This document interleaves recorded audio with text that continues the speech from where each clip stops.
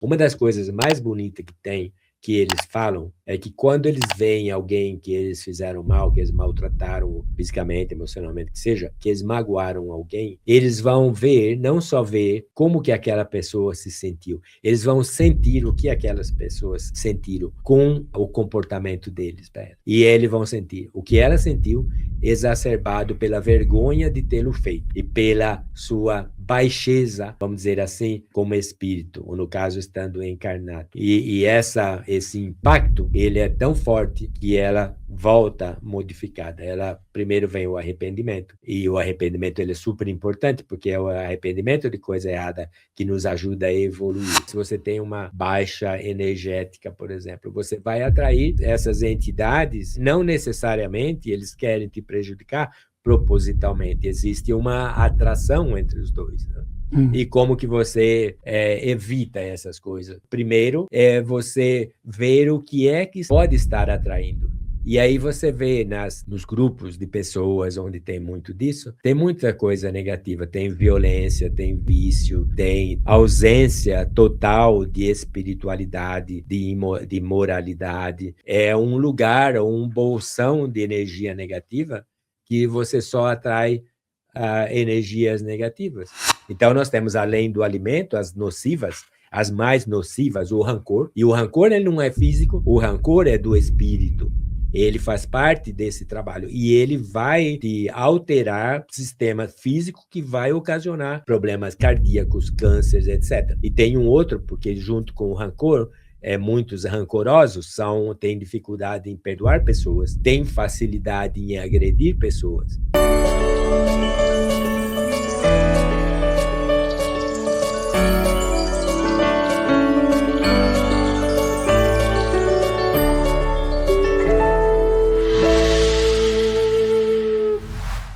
Como a espiritualidade explica as contaminações energéticas e é possível a gente ficar blindado diante dessas energias negativas que possam estar chegando até nós?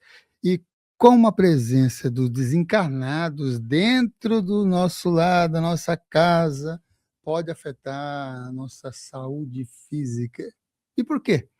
A maioria das crianças perdem as lembranças de vidas passadas até os 7 anos de idade.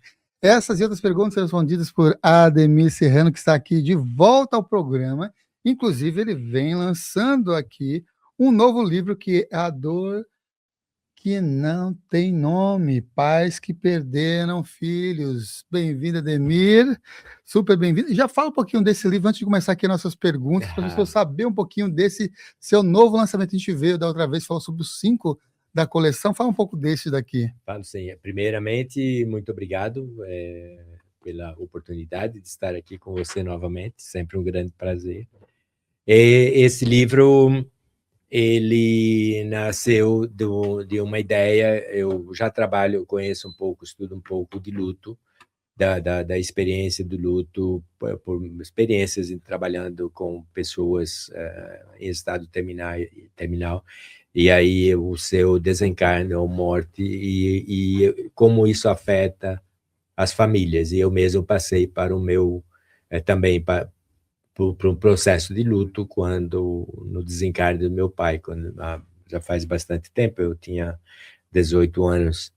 E a minha participação no processo inteiro, desde receber a notícia até fazer os preparativos e tudo, eu, adolescente, eu era o mais velho da família, ainda sou dos irmãos, então coube a mim fazer todo esse processo, e é de repente, né? Então foi para mim a dor mais intensa que eu tive nesse caso, mas a minha dor ela poderia ter um nome, né? Que a dor é um luto filial, e porque embora meu pai ele fosse jovem, ele tinha 44 anos, mesmo assim existiu tipo assim uma sequência natural na ordem da natureza que a gente entende, que é os pais morrem antes do filho. Quando chega no caso do luto parental, quebra essa. Não é regra, obviamente, porque todo ser vivo morre, independente da espécie, da sua natureza, Mas tem essa percepção que a gente tem que os pais eles estão aí para proteger os filhos de todos os perigos, inclusive protegê-los da morte. E não é o caso, porque não é bem assim que funciona. Então, nessa minha ideia que eu tenho, um projeto também de ajudar a aliviar o sofrimento humano, eu faço isso através dos meus livros, de palestras e tal. Então, eu já sabia que a dor da perda de um filho por uma mãe ou por um pai, por ambos, é considerada a maior dor do mundo. Tanto é que nem nome tem, não tem como você nomear. Então, eu sei também que existe que a gente vai aprendendo nos meus estudos de luto, que eu recebi um treinamento até que um tanto profundo de como você conversar com uma pessoa enlutada, sobretudo um pai ou uma mãe. Então, existem coisas que não se entendem, por exemplo, quando você está fora, embora você tenha uma intenção boa em falar, a gente ouve muito, eu ouvi muito disso, ele está num lugar melhor, no caso de pai, mas você tem outros filhos, tal, coisas desse tipo, né? O tempo cura, coisas assim. E depois vem até uma cobrança, depois de um certo tempo, como se esperar que já tenha passado aquilo. E não passa. Então, o luto, o meu passou, porque eu era diferente, então eu tinha muitas atividades, eu era o filho. Agora, para uma mãe, para um pai, é diferente, não se cura luto, sobretudo o luto parental, não tem cura, e não tem tempo. Isso depende de cada um, de cada pessoa, e até mesmo da própria crença, e nos estudos até científicos, existe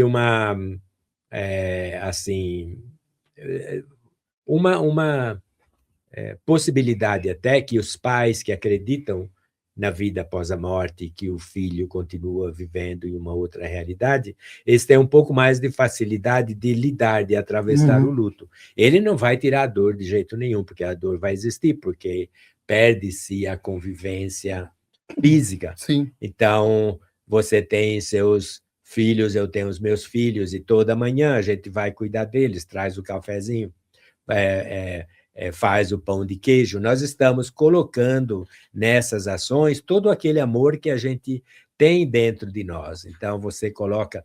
quando eu cozinho para as minhas filhas, agora já saíram de casa, mas até pouco tempo, eu falava para elas que sua comida está gostosa. Eu falei, que eu ponho bastante amor, além dos condimentos.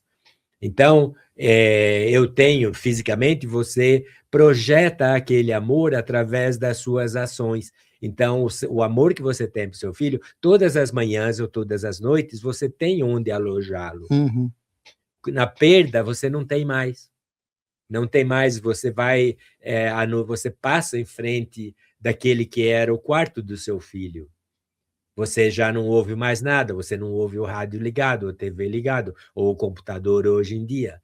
É o silêncio, é uma ausência.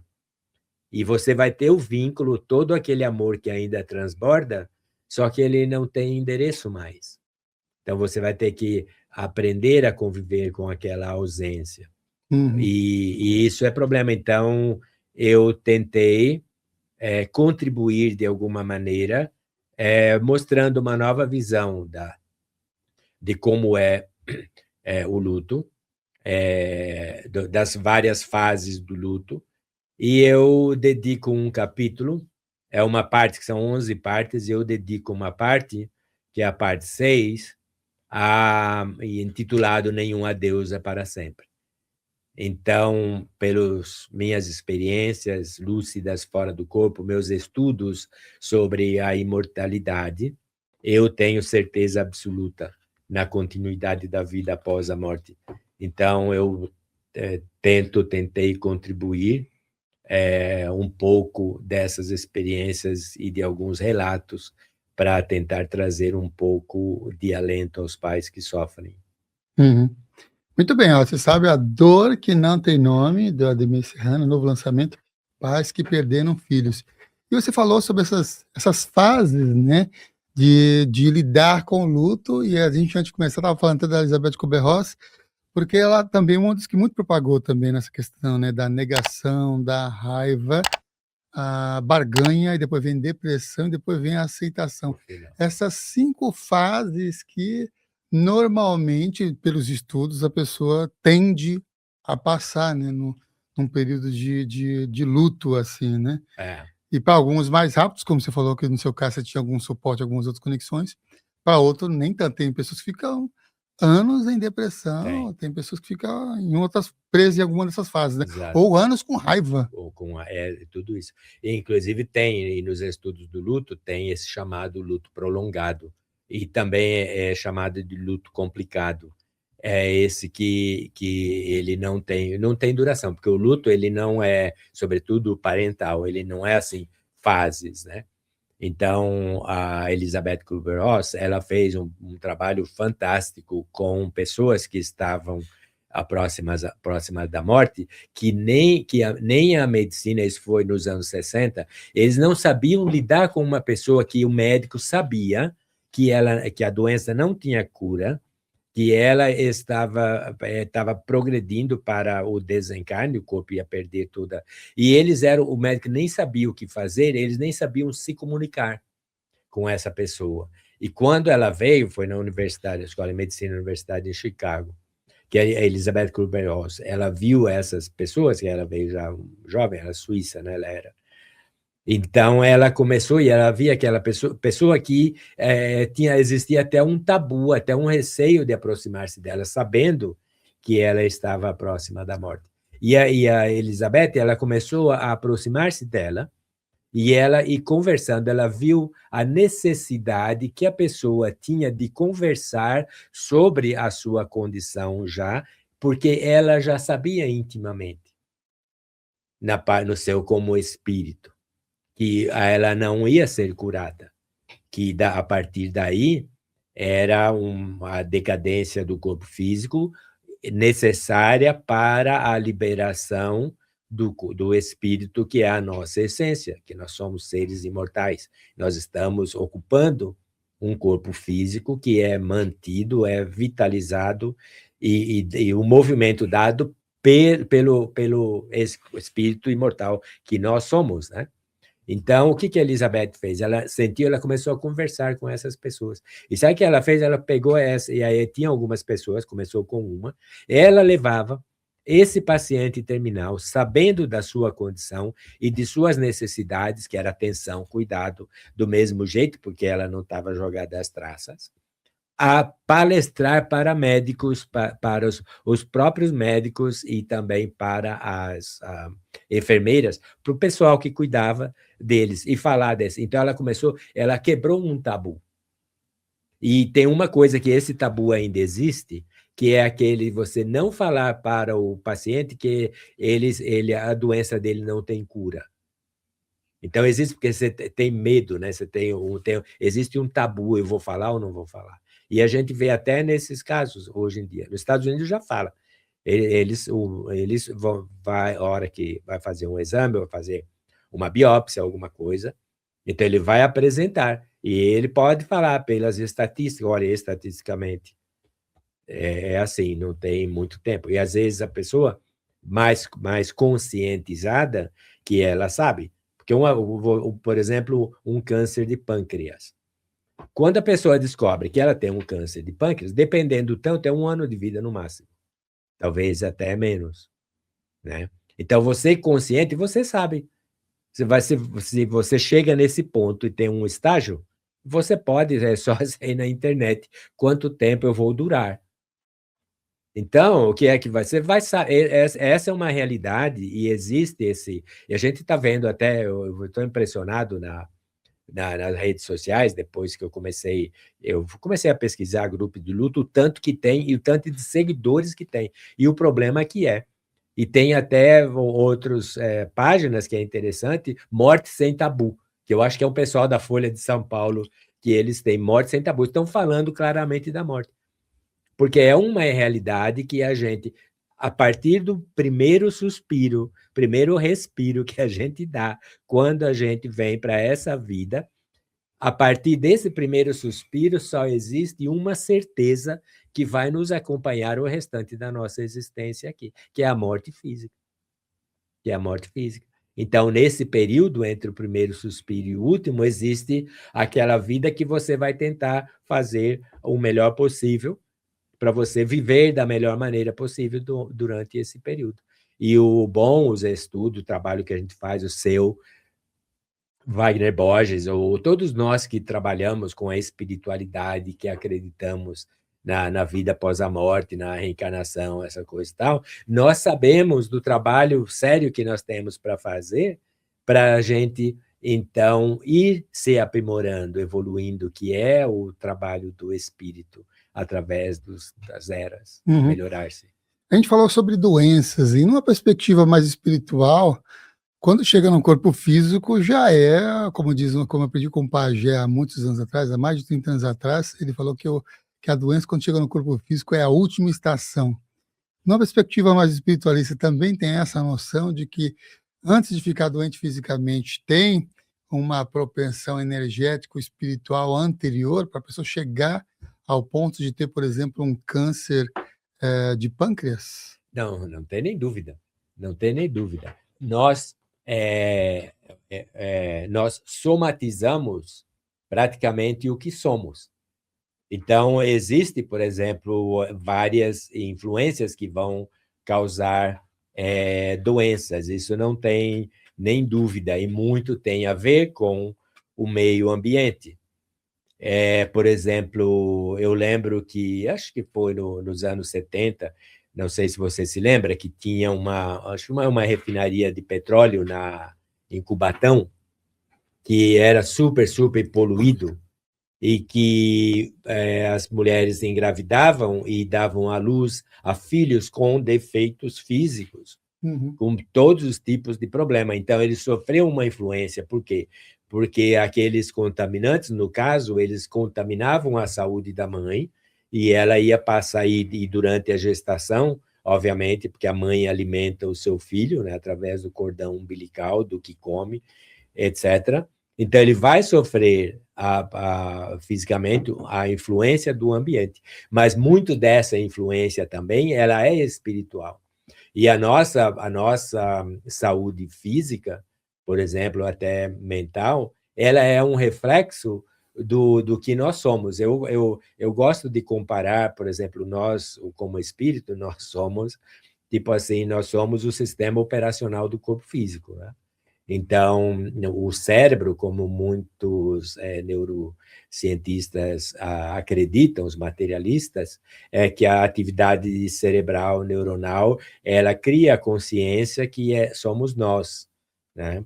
Então, nós somos produto, é o cérebro que ele que faz a gente. Então, nós como espírito não existíamos nem antes de desencarnar, e não vamos existir depois, que é só esse movimento cerebral. Mas não é bem assim. Então, somos nós em espírito, nós que ativamos as nossas ideias, os nossos pensamentos, é que ativa esse mecanismo, e o cérebro ele funciona como um decodificador.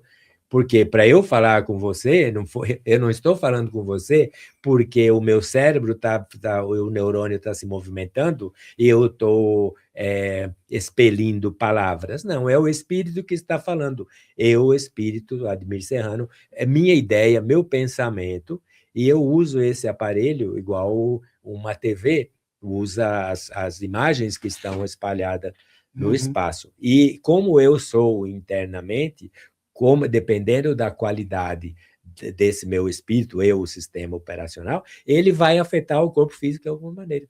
Então, nós temos, além do alimento, as nocivas, as mais nocivas, o rancor. E o rancor, ele não é físico, o rancor é do espírito. Ele faz parte desse trabalho. E ele vai te alterar o sistema físico, que vai ocasionar problemas cardíacos, cânceres, etc. E tem um outro, porque junto com o rancor, muitos rancorosos têm dificuldade em perdoar pessoas, têm facilidade em agredir pessoas. Então, toda essa carga energética que é existente, ela existe no ser das pessoas que têm esse tipo de comportamento. ela vai se manifestar como doença, sim. E isso tem até o Steve Seagan, que foi um cirurgião americano, ele tem no trabalho dele, que ele fazia de doença física, e ele entendia, uma das coisas que ele, primeira coisa, quando ele diagnosticava um problema com a pessoa, e ele começava a trabalhar com a parte emocional, psíquica da pessoa, e ele ia descobrir, obviamente, que aquela pessoa era uma pessoa rancorosa, era uma pessoa incapaz de perdoar, fácil de ofender. Então, ele trabalhava com elas para essa mudança de comportamento.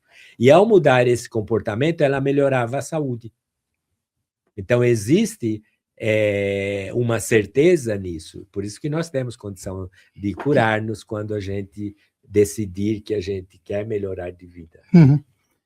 Bom, no dia a dia, no cotidiano, muitas vezes a gente sente assim mudanças bruscas de humor, e às vezes ao entrar em um ambiente, às vezes ao conversar com uma pessoa, nossa, mudou o humor, mudou. Como é que a espiritualidade, então, explica essa contaminação, dessa vez energética, e como é que nós podemos nos blindar em relação a esses ambientes e essas pessoas que façam com que o nosso humor fique alterado? Essa é uma pergunta muito interessante. A partir do ano 2000, eu comecei a ter experiências fora do corpo lúcidas. Então, até então, eu era cético nessa questão de vida após a morte, de existência e tal. Aí eu comecei a ter essas experiências lúcidas que eu venho tendo há 25 anos, foi no ano 2000. E elas começaram a se intensificar a partir desse ano 2000. E em 2001, 2002, 2003, até hoje. Então, era bastante intensa. E teve alguns anos que ela foi muito intensa, de 2001 até 2008, mas teve continuidade. Em 2001, eu morava em um bairro em Miami, e eu trabalhava no centro da cidade. E tinha muito trânsito e tal, e eu só tinha um carro que eu dividia com a minha esposa, a gente tinha filha e tal. Então, eu ia de ônibus até a estação do metrô, que ficava em um shopping center, e de lá eu pegava o trem até o centro da cidade. E eu estava, assim, com a minha sensibilidade bastante aflorada nesse tempo. Então, nesse meu trajeto de lá, eu sentia essas energias. Teve uma ocasião que eu entrei no trem e eu não me lembro se eu estava sentado e a pessoa veio, ou se eu sentei ao lado dessa pessoa, eu não me lembro. Eu acho que eu estava sentado e ela veio. Era uma mulher, eu acho.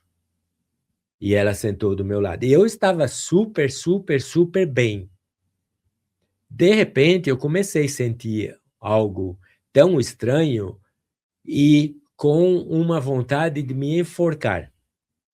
Eu fiquei, sabe, aquele negócio, eu tinha mas não tinha absolutamente nada que fizesse isso. Aí depois ela desceu e já não senti mais nada. Então, teve outras ocasiões também de ter essa mudança brusca desse sentimento. Então, você capta aquilo das pessoas.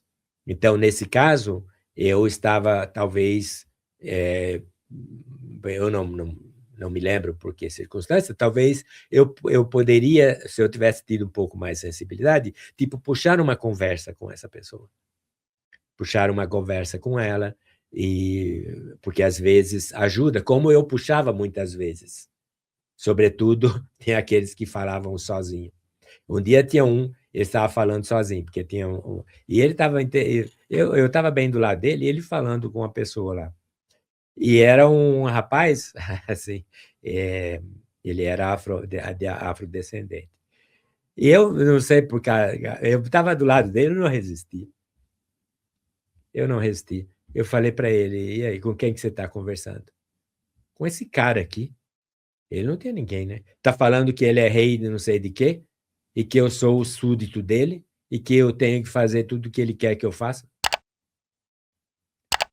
E ele conversando uma boa, ele falou para mim, ele estava tendo esse tipo de visão que ele tinha. Então, ele, por exemplo, ele estava tendo uma, isso tinha muitos de lá, né? Muito, a gente vê muito disso, né? Então, ele estava tendo uma influência negativa, mas ele estava, no caso, tem lá uma esquizofrenia, porque em muitos casos a esquizofrenia é problema desse tipo de como é que fala? De assédio espiritual de forças negativas. Um outro, antes de falar para você como que a gente deveria... tem o Carl Wickland, eu não sei se nós já conversamos sobre ele. Ele foi um psiquiatra, um médico psiquiatra americano, nos anos, acho que 50, 60, se eu não me engano. E ele tinha uma esposa, a esposa dele era médium. E ele, quando ele diagnosticava doenças, e muitas delas ele não achava a causa. Então, um caso clássico que ele teve, provavelmente um dos primeiros, é que ele tinha um paciente que tinha uma dor no estômago, né, forte, e ele não achava nenhuma causa para aquela dor no estômago. E, por alguma razão, eu não sei se a esposa dele estava lá por coincidência, ou eles haviam conversado alguma coisa sobre isso. Então, a esposa ela começou, em certos casos, a estar presente com ele. E aí, nesse caso, ela, como médium, ela incorpora um parente dessa pessoa que estava com a dor no estômago, que havia morrido de câncer, com uma dor que foi o que... E ele manteve essa dor na consciência até, né? Porque fica gravado, não adianta. E aí ela começou a conversar, os dois. Ele era o tipo intermediário. Então, ao perguntar para ele, e ele era parente, por que ele estava aí, que ele estava prejudicando essa pessoa, ele não fez isso intencionalmente. E como teve muitos outros casos, o Adam Crabtree, que ele também é um psiquiatra, um médico canadense, ele fez um trabalho que Multiple Men, que é Homens Múltiplos, que é a múltipla personalidade, onde ele também trabalhava com médiums, e muitas dessas personalidades que a pessoa falava, e também muitos casos de dor física, que não era da parte física, era influência de espírito. Muitos deles conhecidos e familiares que não sabiam para onde ir e o que fazer, acabava ficando com a vítima, vamos dizer assim, mesmo que não intencionalmente. Então, muitas desses problemas de saúde que a gente, sobretudo os psicológicos, pode ser influência. Agora, por quê, né? Você atrai, se você tem uma baixa energética, por exemplo, você vai atrair essas entidades que não necessariamente eles querem te prejudicar propositalmente. Existe uma atração entre os dois, né? E como que você evita essas coisas, essa limpeza? Primeiro, você ver o que é que está que pode estar atraindo. E aí você vê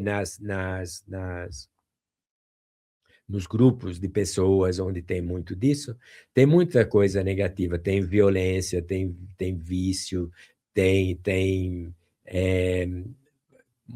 falta, ausência total de espiritualidade, de moralidade. Então, vamos supor assim, é um lugar, um bolsão de energia negativa que você só atrai energias negativas. E para uma pessoa que está sofrendo esse tipo de problemas, e ela se dá conta que isso pode ter uma causa espiritual, por exemplo, é ela buscar ajuda, é ela sair daquele ambiente. Você remove daquele ambiente negativo. Vai rezar, ou vai, sei lá, vai para a igreja, vai para qualquer lugar que te distancie daquele ambiente que não é propício para uma vida saudável, física ou mental. Uhum. No Livro dos Espíritos traz muito dessa fala-se, nessa influência dos espíritos no pensamento, influenciando o pensamento muito mais do que a gente imagina. Lá você fala sobre essa perspectiva que está totalmente, várias vezes, influenciando, não tão assintosa quanto esse seu encontro lá com essa pessoa que conversava com esse rei aí, que estava falando, você é meu súdito, algo nesse sentido, nessa conexão. Mas tem essas influências mentais, né? Do pensamento mentais.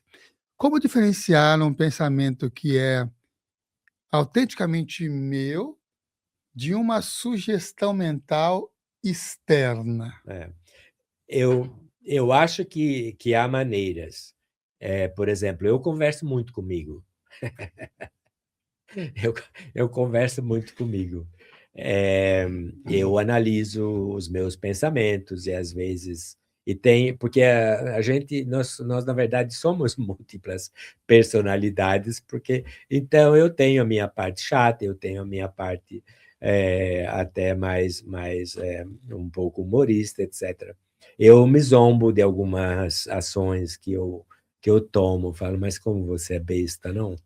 E por que não? Porque às vezes você não toma. Então, tem esse diálogo interno comigo mesmo, que eu acho que é saudável, porque eu estou reconhecendo alguma coisa. Tem coisa que parece tão séria, e que eu rio, eu falo, mas isso não é tão sério assim, é só você mudar, né? Então, eu acho que dá para a gente saber. E, sobretudo, aquela conversa que você tem consigo mesmo, porque nós temos a voz que conversa conosco dentro, que isso é parte de nós próprios. Se for algo que é bom, que é útil, por exemplo, eu me critico bastante, mas a minha crítica ela é construtiva. Então, eu observo algumas coisas que eu poderia ter feito melhor e tento corrigir na próxima. Então, essa minha conversa interna, ela tende sempre a ser construtiva, a melhorar o meu comportamento, o meu pensamento, coisas assim. Se houvesse uma negativa, que existe muitas dessas negativas, e muitas delas que você vê até porque que uma pessoa, de repente, ela agride uma outra pessoa, chega até a matar. E muitos ouvem que falam, vós mandaram, me disseram para fazer isso com a pessoa tal e tal, tal. Então, isso você já sabe que não é uma influência, não é só você tem alguma influência negativa que quer causar o mal de uma pessoa que porventura você esteja perto, pode até ser um desconhecido, normalmente são conhecidos ou pessoa da sua convivência até, e você ser capaz de distinguir essa. Então, eu diria que uma coisa que seria quase com certeza a influência de alguém, de um espírito negativo, seria essas conversas cujo resultado ele seria danoso para você ou para alguma outra pessoa, porque não é algo que parte de você. E procurar ajuda sempre que tiver alguma coisa, tem ajuda profissional bastante, ou até conversa com alguém que você conheça, que você tenha confiança, que é uma pessoa centrada, para te ajudar. Uhum. Isso é um ponto, né? Um ponto dessas influências espirituais e que pode estar afetando muito dos conflitos que ocorrem no dia a dia, no cotidiano. Agora, eu queria que você falasse um pouquinho mais sobre esses conflitos de pessoas, entre pessoas que estão aqui encarnadas. É possível que um conflito entre duas pessoas hoje seja, então, um reflexo de uma guerra que elas já travaram lá há séculos em outras vidas e está só repetindo aquele padrão por conta de, inconscientemente, vamos dizer assim, em sua memória. E aí fala, se no santo não bateu e eu sou em conflito, estou em guerra com isso, né? Sim, tem muito, tem bastante, de outras vidas. Eu vou contar um dos casos que eu tenho no meu livro, Morrer Não é o Fim. Nas pesquisas de Ian Stevenson, da Universidade de Virgínia, sobre crianças que lembram de vidas passadas, então tem um grupo de crianças, eles têm mais de 2.000 casos. Então, tem um grupo de crianças que se lembravam de vidas passadas e tinham memórias de quem foram os seus pais, de quem elas foram em uma outra vida, citar o nome, onde morava, o que fazia, a profissão, etc. Só lembranças. Há outras que, além das lembranças, dependendo de como ela desencarnou, muitos casos, devido a um trauma, de alguma maneira, ela trazer, além dessas lembranças de quem foi, onde morou, quem foram seus pais, seus amigos, o que faziam, etc., eles trazem cicatrizes ou marcas de nascença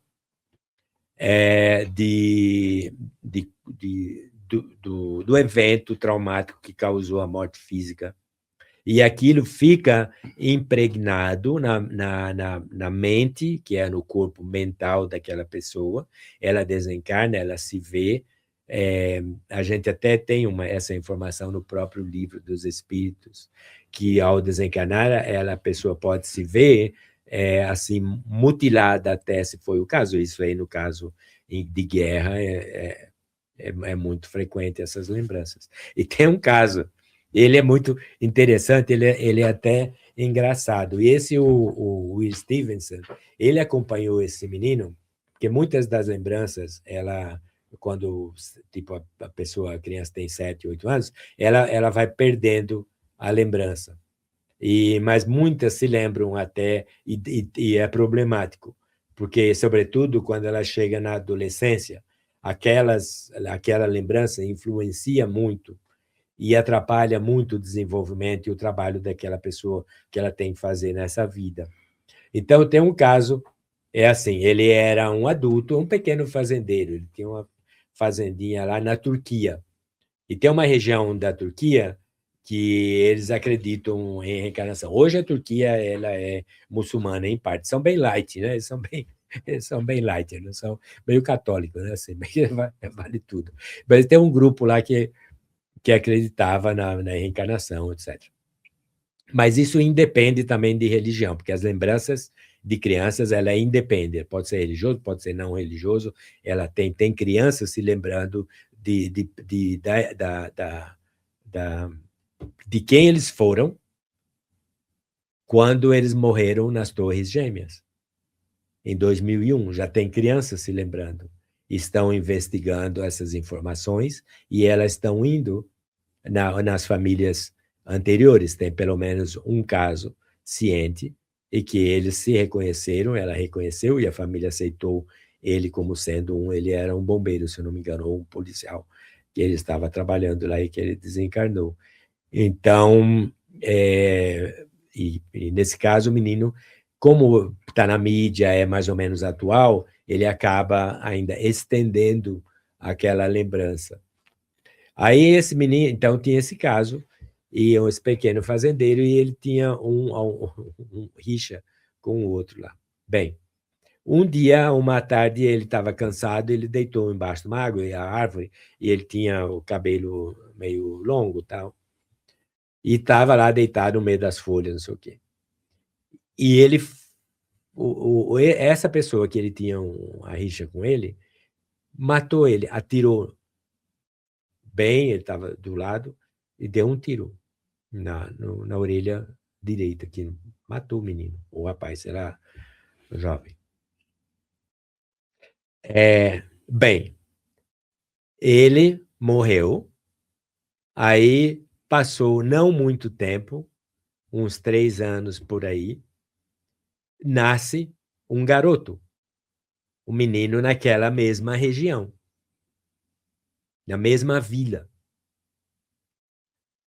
E aí ele foi crescendo, aí é bem seguro o local, então a meninada anda. Eu nasci em fazenda, morei em cidade interior pequena. Você está na rua com 3 anos, 4 anos, você está lá na rua, andando lá, nariz correndo, tudo sujo, né? Sozinho, porque é seguro, então você vai. E esse menino, ele começou a sair, acho que tinha 3 ou 4 anos, por aí. A primeira vez que ele viu aquela pessoa que atirou nele, e o caso foi até para a justiça, não deu em nada, mas foi, porque ele começou a ver, e ele pegava pedra e atirava no rapaz, no homem, ele já era homem. E ele falava: você me matou. Ele se lembrava disso. E, obviamente, ele tinha matado alguém, e esse alguém era esse menino que... E ele tinha esse... E ele foi crescendo.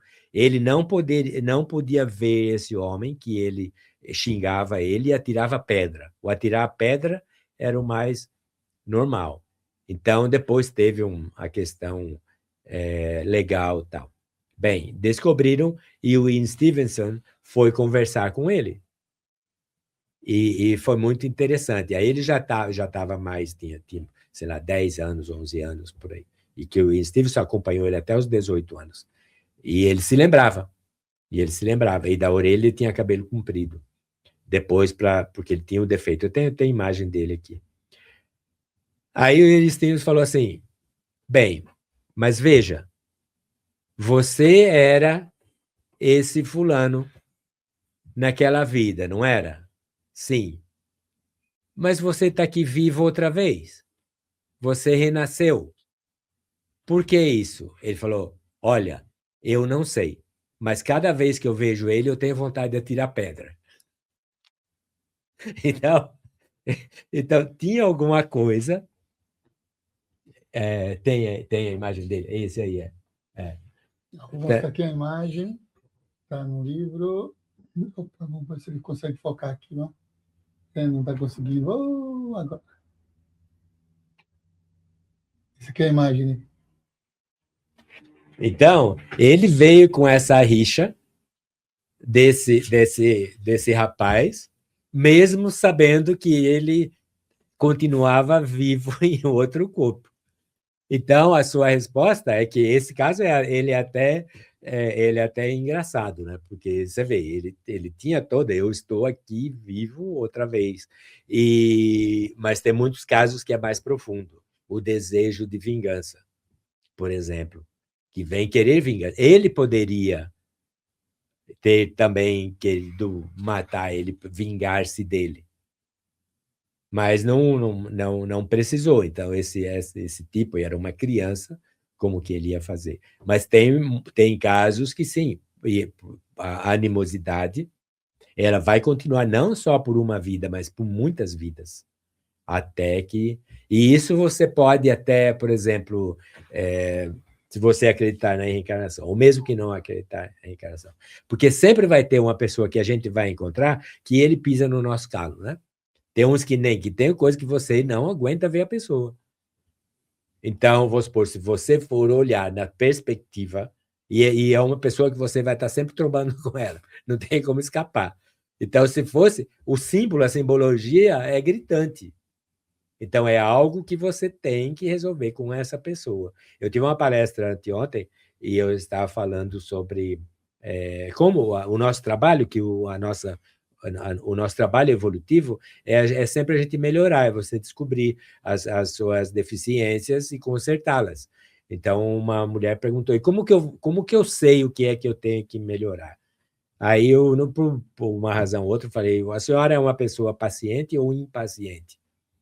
Ela falou: eu sou um impaciente. Eu falei: bom, aí está uma coisa que você precisa melhorar, porque em nossa evolução, nós temos que ser cordiais, nós temos que ter gentis, nós temos que ser pacientes, nós temos que ter todas essas qualidades. Então, qualquer deficiência que a gente tem nesse sentido é um sinal gritante que é onde você precisa trabalhar, melhorar. E nesse caso de animosidade com alguém, e isso tem muito entre famílias, e nas famílias tem Emmanuel, que era um dos mentores do Chico Xavier, era o mentor dele, que ele disse que a família é um reencontro de almas que decidem encarnar em conjunto, como família, no seio familiar, para duas coisas: ajudar um ou outro a evoluir e resolver pendências de outras vidas. Então, como você sabe, quem na sua família você precisa resolver problemas? Com aquele que você tem mais problemas. Porque sempre vai ter um que é aquele seu xodó. É aquele que é o do seu lado. Então, esse está tudo bem, você já resolveu. Aquele que você tem problemas é aquele que você precisa resolver. E é aquele que precisa de mais amor. Uhum. Vamos pegar, então, esses exemplos de conexões em relação à lei de causa e efeito. Em termos do karma, né? É punitivo ou é apenas um ajuste de frequências vibratórias para aprendizado? Então, punição, né? Punição. Quem nos castiga? Como que nós somos castigados? A gente entende como castigo algum tipo de sofrimento, tá certo? Então, nós não somos punidos por nenhuma força extraordinária. O que nos pune, na maioria das vezes, são as nossas ações equivocadas. Causa e efeito. Tá certo? Então, por exemplo, se eu vivo uma vida desregrada, se eu bebo muito, se eu sou extravagante em tudo, se eu não tenho cuidado, por exemplo, com minhas finanças, qualquer coisa que você, da sua ação, vai ter uma reação, causa e efeito, vai ter um efeito. Então, nós vamos sempre estar colhendo as consequências, os resultados de nossas ações, de nossas escolhas. Quando as escolhas são boas, o resultado ele vem de acordo. Se as escolhas são equivocadas, vai ter sofrimento, vai ter alguma, pelo menos temporariamente. Então, esse caso é comum, mas existe também essa possibilidade que a gente vê, infelizmente, com muita frequência, é violência doméstica. Uma parceira, sobretudo, que ela é abusada fisicamente, emocionalmente, mentalmente, tudo por o seu namorado, o seu marido. Então, existe uma força que independe. Houve uma decisão de estar juntos e com uma pessoa que não é bom, não faz bem para você, que te causa dor. Então você tem às vezes essa punição pelo ambiente que você vive, o caso de Cubatão, por exemplo, crianças que nasciam com defeitos físicos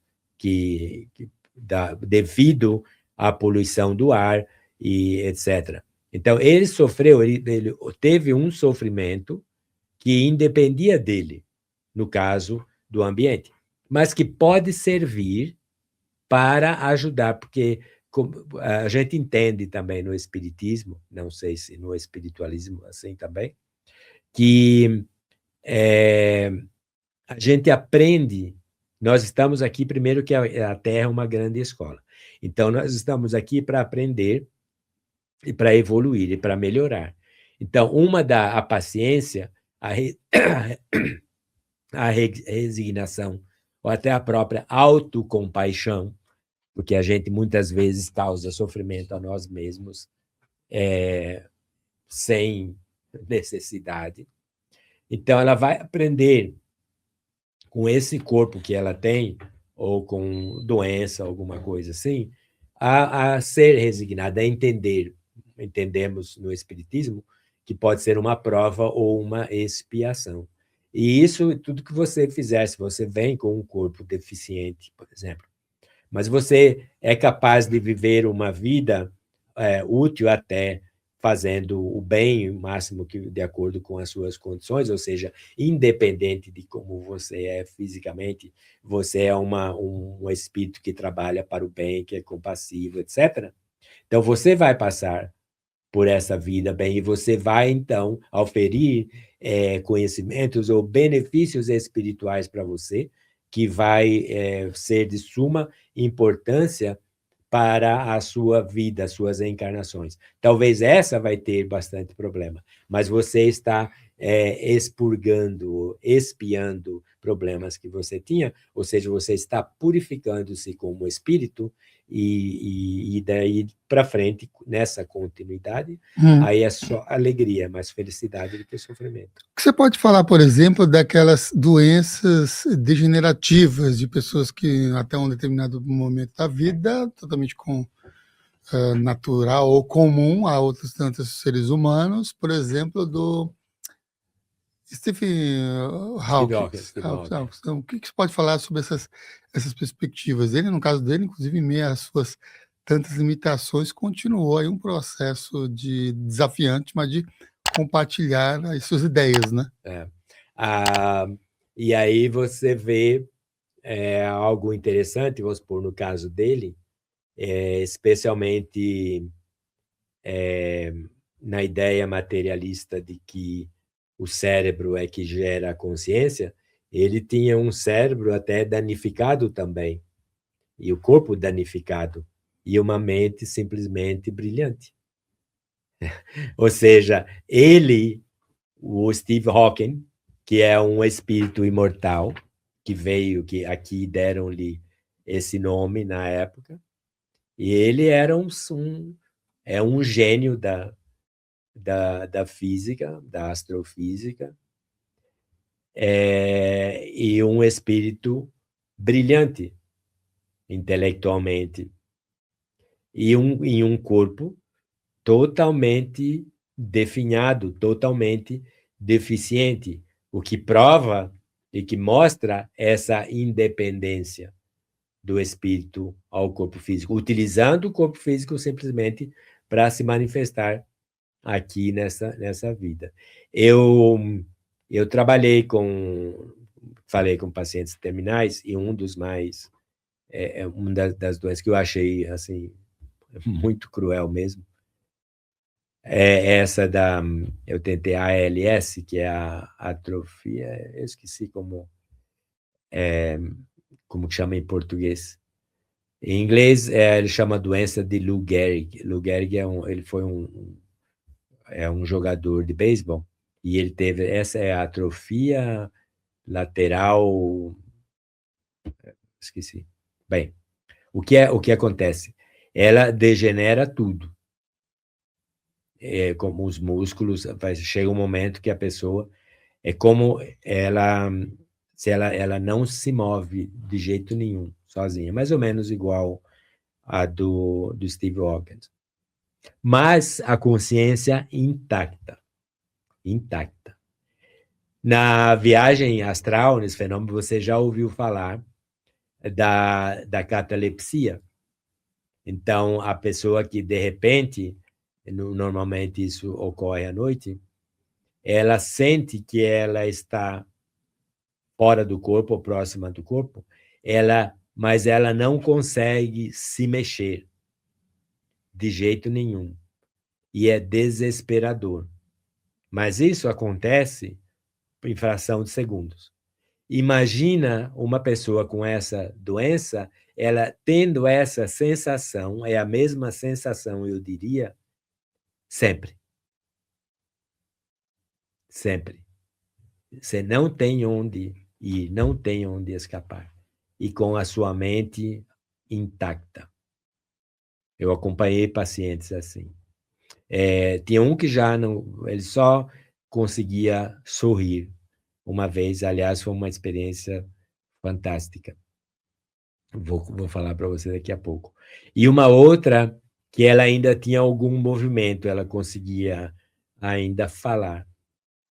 E eu perguntei para ela, Ela devia estar, ela nem acho que 50 anos tinha na época, já faz tempo. Aí eu falei, o que é que você faz? Porque ela não conseguia nem se mexer, ela se movia, a enfermeira que vinha para mudá-la de lugar. E ela conseguia, ela falava, mas assim, com dificuldade.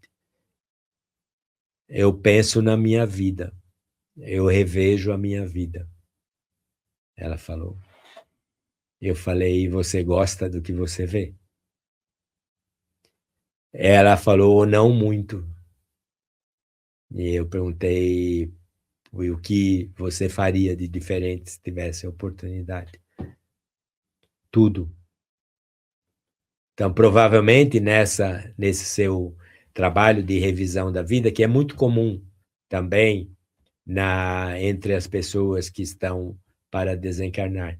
E essa revisão da vida é uma das fases mais importantes e contundentes de pessoas que tiveram as experiências de quase morte.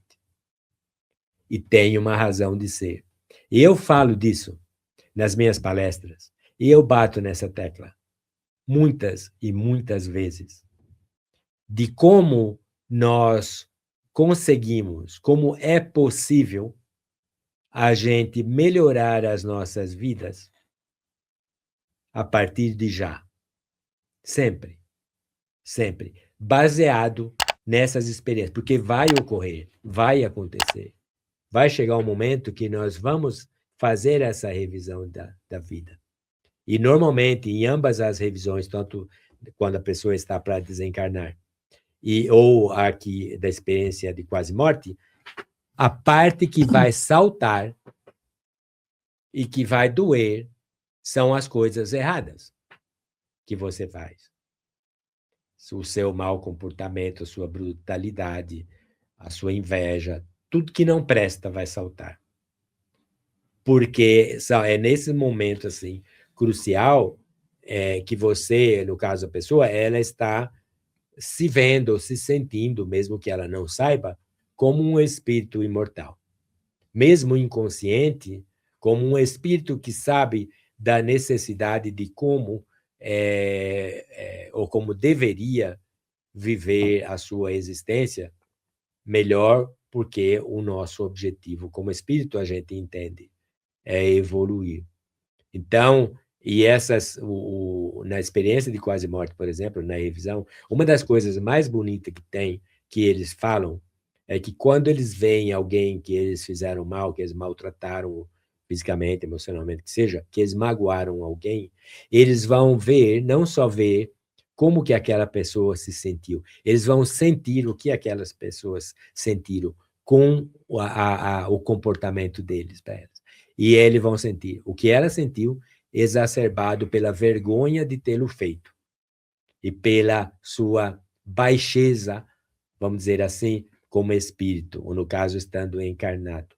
E esse impacto, ele é tão forte que ela volta modificada. Ela primeiro vem o arrependimento, e o arrependimento ele é super importante, porque é o arrependimento de coisa errada que nos ajuda a evoluir. Então, o que eu falo é viver a nossa vida agora, o nosso dia a dia. E é só esse momento que a gente tem. O nosso passado, o nosso futuro, ele não existe. Só existe agora. Então, é esse meu comportamento, é esse nosso bate-papo aqui construtivo que vai construir para nós um passado legal de ser lembrado e um futuro também que vai vir, ou que vão ser ocasionado, que é consequência do que nós estamos fazendo agora. E nós temos em nossas mãos, todo momento da nossa vida, toda a ferramenta necessária para a gente construir uma vida que, como dizia Sócrates, né, vale a pena ser vivida. Uhum.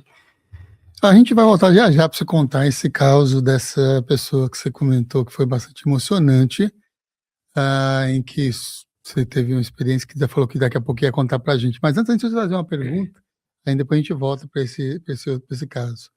Por que tantas pessoas, aí em relação às experiências de quase morte, quando eles relatam as experiências de quase morte, descrevem, além dessas lembranças, né, no filme que passa e tudo da sua vida, vai descrever encontro com figuras específicas, como Jesus, Buda, anjos ou seres luminosos. né? Porque tantas pessoas também trazem esse relato nas EQMs. Aí depois você pode emendar e compartilhar também essa experiência que você teve. Daquela. Então, a maioria dos meus estudos, a maioria que tem muitos estudos de experiência de quase morte no Ocidente e tem também no Oriente. Então, no Ocidente, o ser que eles mais falam, eles chamam de ser de luz. E esse ser de luz, ele projeta um amor muito grande nas pessoas que se acercam dele, sem necessariamente ver o rosto. Eles sentem a presença. Então, ele tem uma paz que eles sentem, compaixão e um amor muito grande. Então, no caso do Ocidente, como é mais cristão, então eles não falam Jesus. Já teve caso de falar Jesus. Tem um caso de uma menina, até fizeram um filme, ela falou, eu estava sentado no colo de Jesus.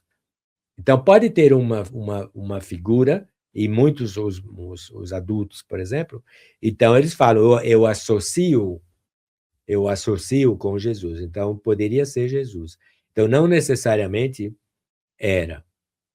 E existem outros que podem ver a figura de Buda, que não necessariamente seja aquele Buda, o Siddhartha Gautama, ou o Jesus de Nazaré, mas algum espírito em um escalão tão assim avançado que ele projeta essa coisa. Mas o mais importante tem aqueles que acham que isso é coisa mental, ele vai falar.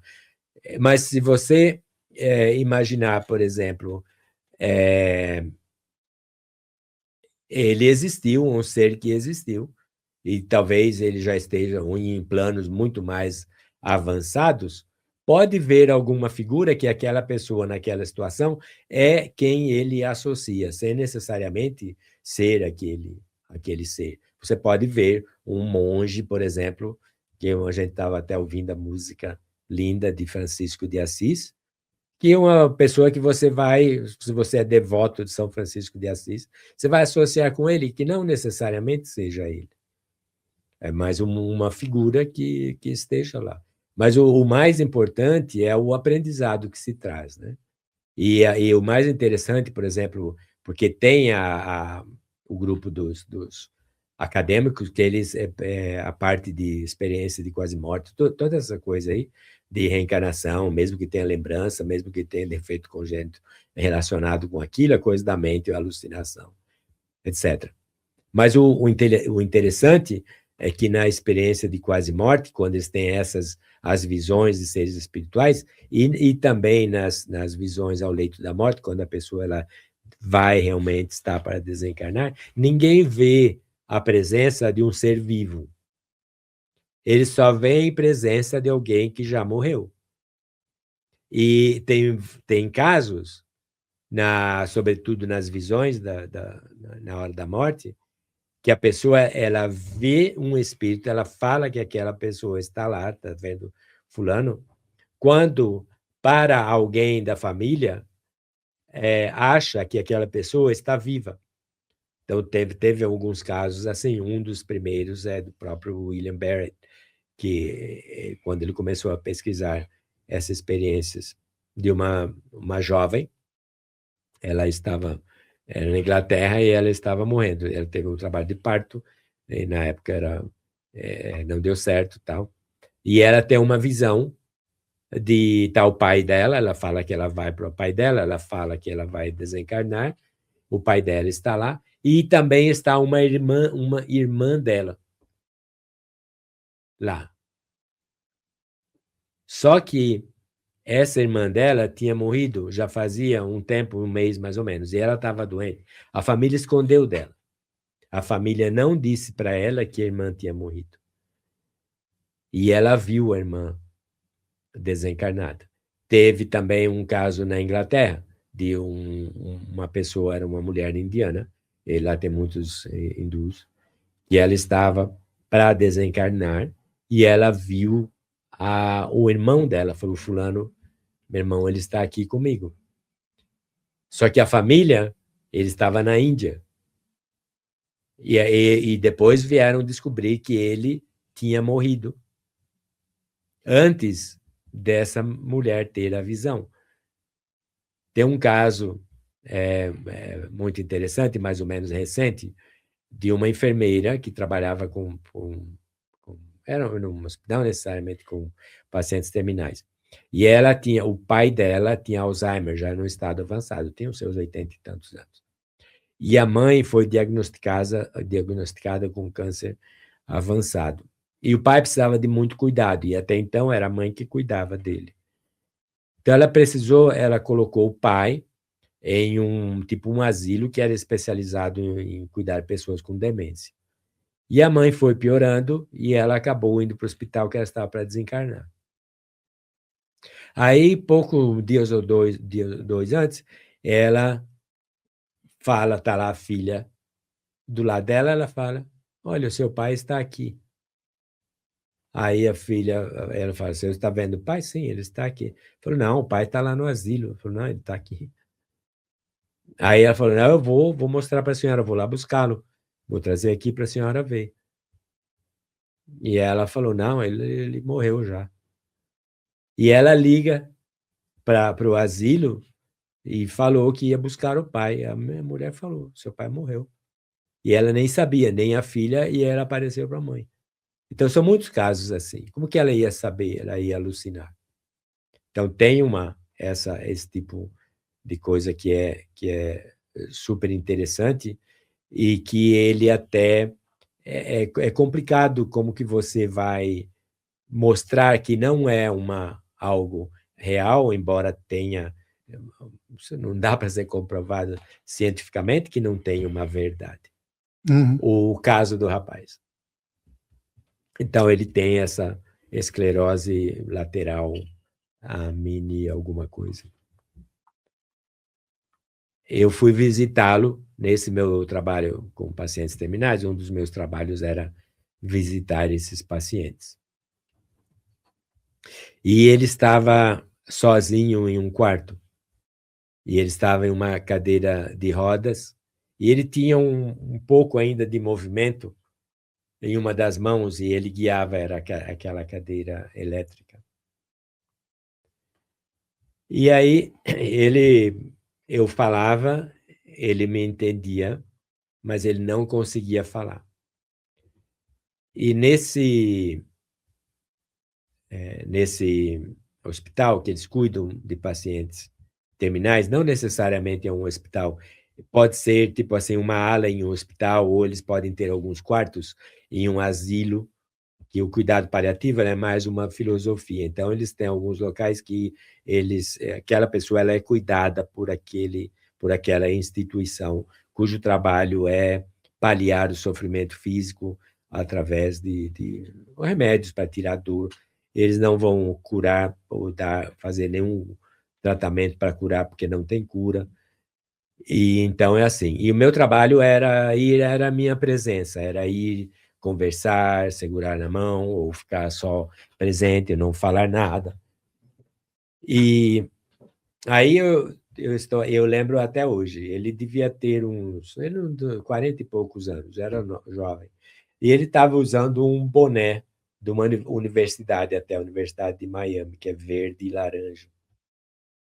E sentado lá na sua cadeirinha. Aí foi lá conversar, me apresentei, não tinha muito para falar, porque ele só ouvia. Mas aí, de repente, e isso é normal nas visões no leito da morte, também chamada de experiência no fim da vida, que a pessoa, de repente, ela foca em um ponto. Normalmente, ele olha, tipo assim, num ponto meio no teto, assim, sabe? E aí, de repente, ele estava assim, e ele começou a focar, e os olhos arregalam, você vê, né? E ele teve uma expressão de êxtase, que até o ambiente do local muda. Eu olhei para ele e falei, nossa, ele deve estar vendo alguma coisa maravilhosa. E ele fala, ele queria, sabe, ele queria gritar, mas não saía, então saía aquele, sabe, era fascinante. E Eu acho que talvez a aba do boné dele, talvez ele sentisse que estava atrapalhando um pouco, porque eu me lembro, eu só fiquei observando, porque eu não sabia o que ele ia fazer. E eu vi ele com o maior sacrifício chegar aqui e jogou o boné dele para fora, tirou o boné. E aí aquele êxtase aumentou ainda mais. Aí eu perguntei para ele, o que é que você está vendo? Então, em pessoas assim que não conseguem falar nem nada, em frente à cadeira, assim, tipo uma mesinha, e aí tinha um tabuleirinho com o alfabeto, com as palavras do alfabeto, que eles conseguem mexer as letras e formar uma palavra.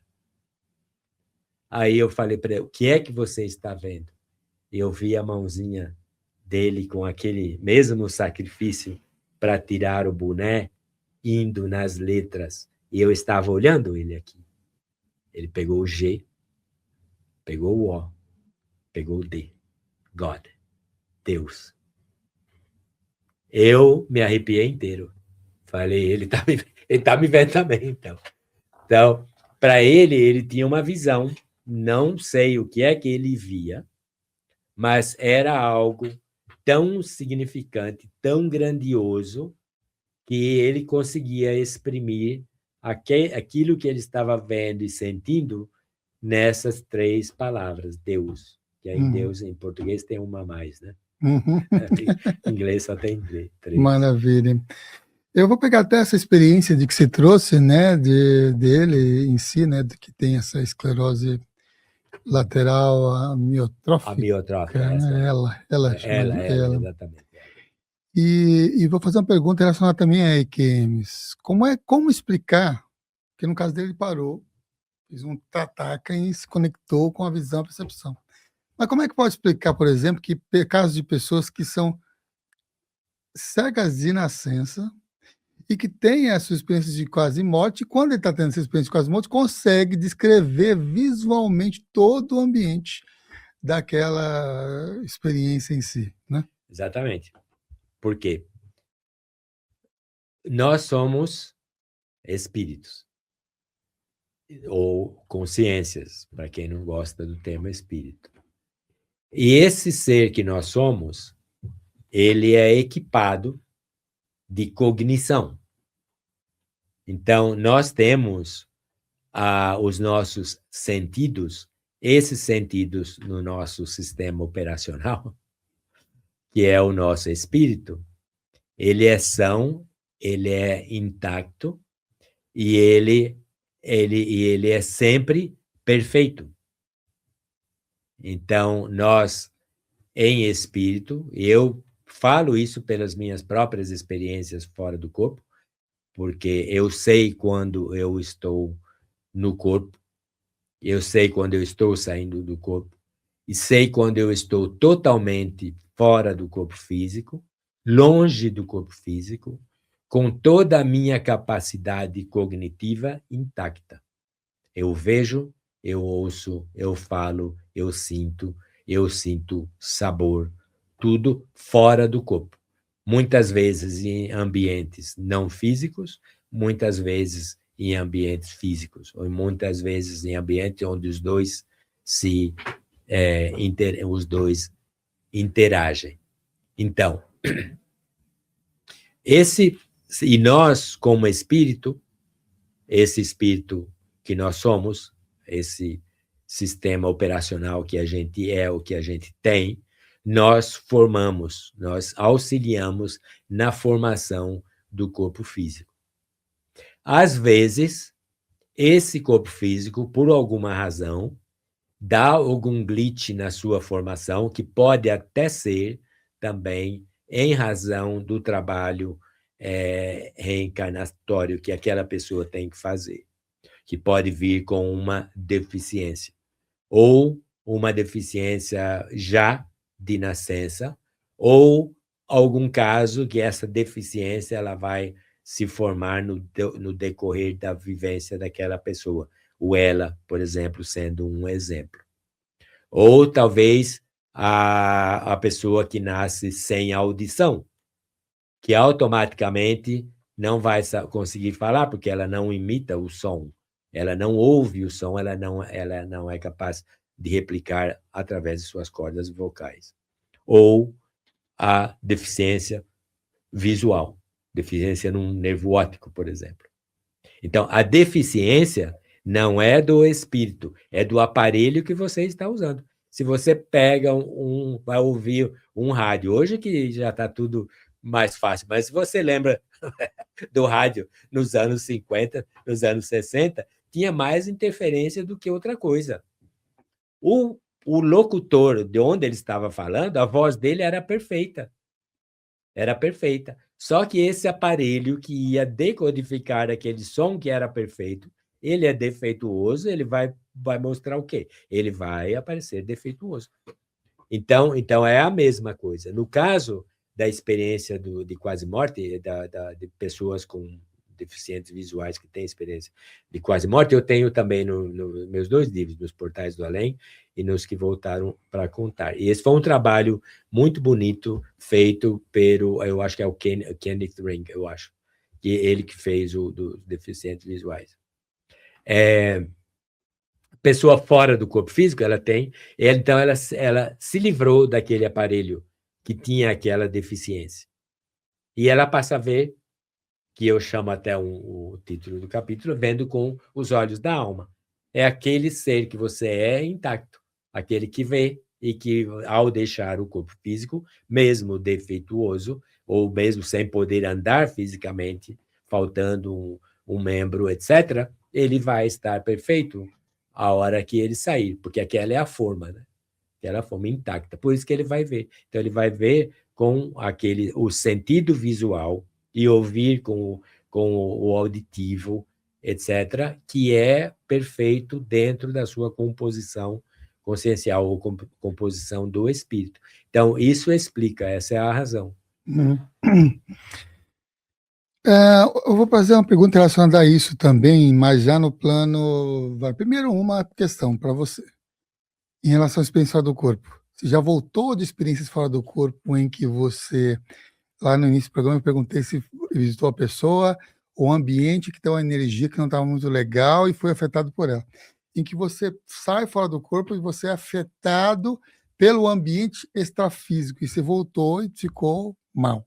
Essa é uma pergunta em relação a isso. A outra é, como é que funciona os socorro espiritual diante de situações de grandes tragédias coletivas? Estou até o 11 de setembro, de pessoas que têm lembranças de todas essas conexões. Existe alguma lógica de conexões? Existe uma preparação que antecede mesmo ao próprio evento de um 11 de setembro, de uma tragédia coletiva? Então, 2 perguntas aí, né? A primeira foi da experiência negativa, né? Tem. Inclusive, eu normalmente, eu sou quase sempre uma pessoa bastante tranquila e eu sou bastante assim positivo. A minha vida ela é bastante agradável e eu tento assim sempre em casa, sobretudo, manter um ambiente harmonioso. Agora só tem nós estamos com um ninho meio vazio, que as nossas 2 filhas já saíram para suas vidas e ficou eu, minha esposa e o nosso neto, ele tem 11 anos, que a gente cria. Então, só nós 3 agora. É melhor ainda, é mais fácil ainda de manter um ambiente harmonioso. Então, por exemplo, eu não tenho álcool em casa, eu não bebo, a gente não fala palavrão em casa, a gente mantém um ambiente bem, temos bastante plantas, a gente mantém uma harmonia, porque aquele é o nosso refúgio. Então, normalmente, assim, é uma energia muito boa, inclusive a minha própria energia.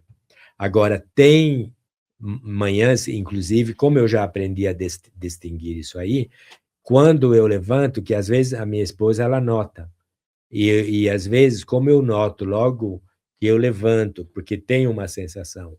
E aí eu comento até com ela, eu falo, eu acho que tem alguma coisa que pode me afetar. E às vezes já aconteceu de eu passar 2 ou 3 dias com aquela sensação ruim. Como eu meio que me acostumei, que eu sei, então, são situações que eu procuro, talvez, meditar mais durante o tempo, aproveito, eu tenho a oportunidade, meus trabalhos que eu faço, a maioria eu faço de casa, então eu tiro alguns momentos onde eu vou, então, tentar me conectar. Mas, às vezes, tem sim, e pode durar 2 até 3 dias. Normalmente, um dia só, aí mais para a noite, para o outro tal, já está melhor, mas existe essa possibilidade, sim. Então, esse que você falou são os resgates, né? Assim, é super interessante.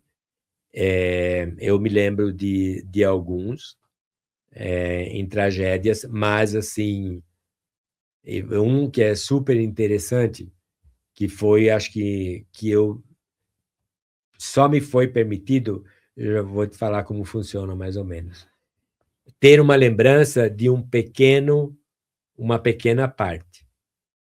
Então, numa ocasião, assim, minhas experiências em desdobramento, viagem astral, que seja, ocorrem quando eu estou dormindo, né? Espontânea. Mas eu percebo quando eu estou saindo do corpo ou estou fora do corpo. Um deles é um movimento, que seria, eu estou me movendo, às vezes esse movimento começa uma saída do corpo, que vai ser um voo, ou às vezes, de repente, eu fico lúcido e eu já estou em um certo lugar, seja um edifício, ou seja um lugar assim. E nessa ocasião, era um edifício que eu acabei entrando nesse edifício, e eu fui até um lugar que tinha uma mesa e tinha uma pessoa lá sentada, e eu notei que é um ambiente espiritual, e essa pessoa que estava lá, ele era tipo assim, o coordenador de um evento no qual eu ia trabalhar, e outras pessoas também. Só que até então eu não sabia. E quando eu cheguei lá, eu senti uma presença, eu vi assim, meio ao fundo, também uma presença iluminada. E eu senti um amor muito grande, mais ou menos na experiência de quase morte. E eu associei essa presença com Jesus. Não vi nem nada, mas associei com Jesus, por mim. E, inclusive, eu comentei com ele. Falei, inclusive, eu senti, eu chorei de emoção com aquela presença. E falei para ele. E agradeci por estar. Então, quando eu noto que é alguma coisa assim, eu agradeço pela confiança e pelo trabalho.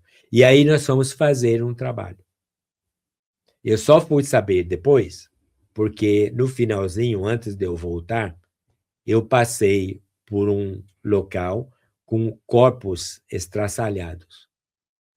E era, tipo, parecia que eu estava assim no topo de um edifício ou de uns escombros, onde havia muitas pessoas e muita destruição.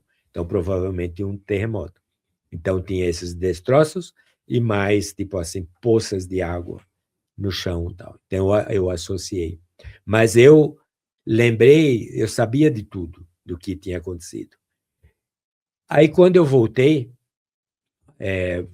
aí para esse mesmo lugar, para bater o ponto de volta, né? Fui bater o ponto de ida, porque eu sabia que já tinha terminado, então eu fui para voltar.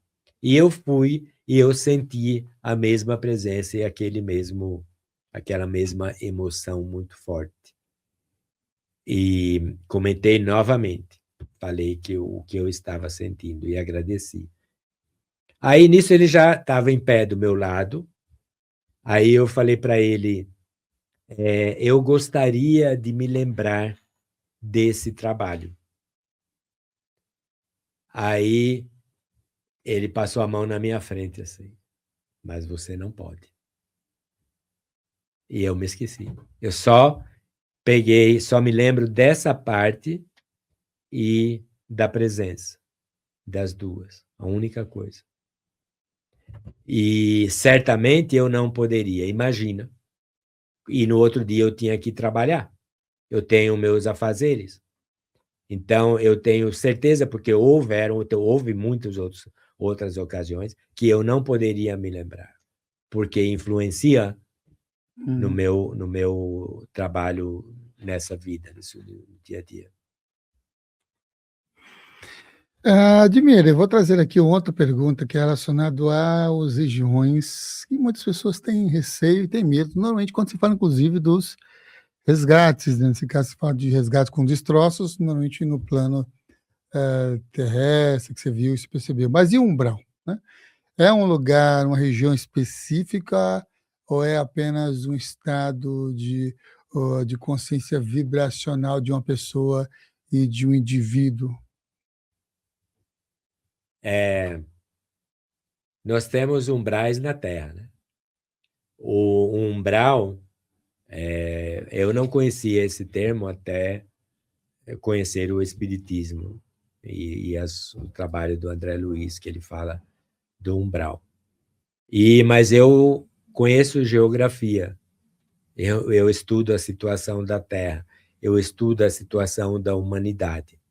Então, quando ele falava de umbral, e ele falava um lugar escuro com muito sofrimento, eu conheço um pouco da história da África e a miséria que tem em muitos lugares da África, e tudo aqueles pessoas vivendo e convivendo com o esgoto, com o bicho, com tudo.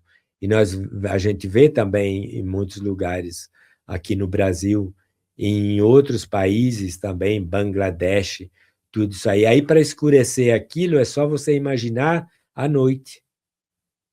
Então, o que são esses? Quem vive nesses lugares? Né? Então, no caso da parte material, são pessoas, comunidades inteiras que não têm os recursos financeiros, por exemplo, para sair daquela vida. Então, eles não têm um outro lugar para morar sem ter absolutamente nada. Então, eles vão morar em lugar onde tem pobreza, onde tem miséria, tem todos os sofrimentos que aquilo engendra, tudo que é consequência daquilo. Então, aquilo, no caso, materialmente, reflete a falta de recursos materiais que todos aqueles indivíduos que vivem naquela miséria, naquela sujeira, possuem, eles não possuem. Mas daí vai sair indivíduos, vai sair crianças que querem sair daquele sofrimento. E vai ter outros benfeitores, por exemplo, que vai pegar alguma daquelas crianças, que vai levar para um outro lugar, vai dar uma educação, ele vai estudar, ele vai aprender, e ele vai quebrar aquele ciclo de sofrimento que os seus pais, seus avós passaram. Por quê? Porque ele adquiriu recursos, no caso, intelectuais, materiais, que vai dar a capacidade, a possibilidade dele de sair daquele mundo sofredor para ir um outro menos sofredor e ajudar outros sofredores lá e tirar daquilo. Então, no mundo espiritual, ou no chamado umbral, os recursos que faltam para aquelas pessoas que se congregam nesses lugares miseráveis são aqueles que não têm os recursos espirituais morais para ir em nenhum lugar mais iluminado. Então, eles vão ter, e na descrição de André Luiz, que ele mesmo fala que ele passou 8 anos naquele lugar miserável, mas que depois ele vai sair, e ele fala também da existência de espíritos que estão ao redor, pronto para ajudar quem quiser ser ajudado. Muitos não querem, até que estejam prontos, mas não é um sofrimento eterno. Assim como nos umbrais da terra, nesses lugares miseráveis, ele não é eterno e nem vai ser, porque o progresso é uma força da vida, da eternidade, a melhoria de cada um dos indivíduos, inclusive vão ser no umbral. Então, para nós, eu falo até sua mala está pronta, em sua mala está pronta, eu falo das esferas baixas, intermediárias e mais evoluídas, e como escapar dos umbrais do mundo espiritual. Então, você se escapa em melhorando-se, em evoluindo espiritualmente, moralmente, intelectualmente. E por isso eu falo, nós temos em nossas mãos todas as possibilidades de criar para nós, se não uma vida perfeita, uma vida com muito mais alegria do que possamos estar vivendo nesse momento.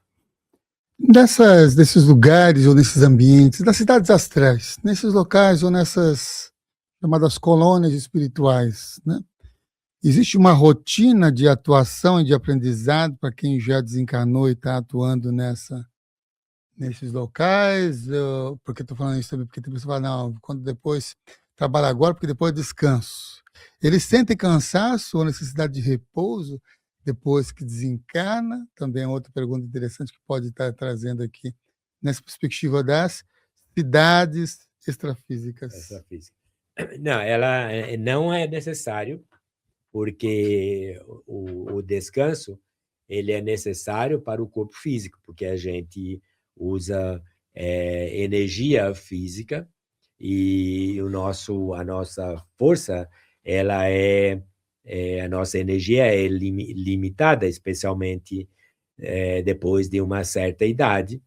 Então, o corpo vai se desgastando, e até mesmo durante o dia ele vai se desgastando. Ou mesmo que você não, o seu trabalho não é usar o seu corpo físico sempre, você faz um trabalho mais mental, mais intelectual, até o próprio cérebro precisa de um descanso de vez em quando, e o corpo físico também.